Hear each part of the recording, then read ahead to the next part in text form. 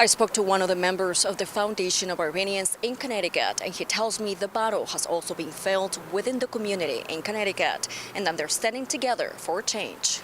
The daily protests across Iran's 31 provinces are still happening 2 weeks later over the collapse of Iran's currency.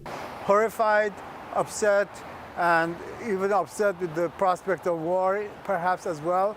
And some people on the street actually like to see some help, but a majority of the elite do not want military intervention.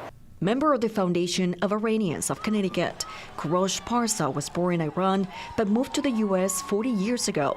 And even though he's been away from home for decades, he says it's painful to see what's happening in his homeland.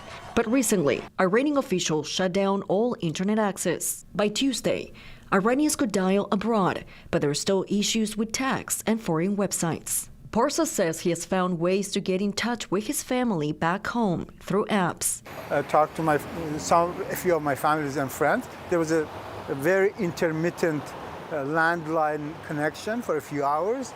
So they called and then I called back. They won't answer. It's not possible. But outgoing from Iran is possible. But what was the turning point for a country that has lived through the regime for decades? Professor of practice at the University of New Haven, Kenneth Gray, says the economic crisis is one of them. Our money has become nearly worthless, and inflation is through the roof. That's the beginning of it, but it morphed from a protest against their economy to a protest against the regime there. The economic crisis also led local businesses to close and caused Iranian families to struggle to find the essentials.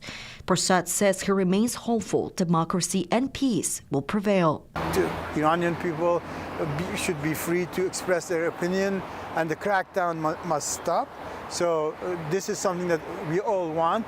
We can say whether we are right or left or center, we do want this to happen. Now, members of the Foundation of Iranians of Connecticut say a peaceful rally will be held in New Haven Friday afternoon. Reporting in Hartford, Valerie Moravi, Fox 61.